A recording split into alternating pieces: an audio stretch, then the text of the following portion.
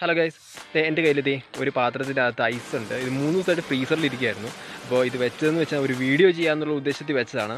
അപ്പോൾ ഈ വീഡിയോ എന്ന് വെച്ച് കഴിഞ്ഞാൽ നമ്മൾ ഈ ഐസ് ഇങ്ങനെ വെക്കും. ഐസ് വെച്ചിട്ട് ഇത് എയർ ഗൺ ഉപയോഗിച്ച് നമുക്കിത് ഷൂട്ട് ചെയ്ത് നോക്കാം. അപ്പോൾ എങ്ങനെയാണ്, എന്ത് സംഭവിക്കും, എത്ര പെല്ലറ്റുകൾ കൊണ്ടാൽ ഇത് പൊട്ടും എന്നൊക്കെ നമുക്ക് നോക്കാം.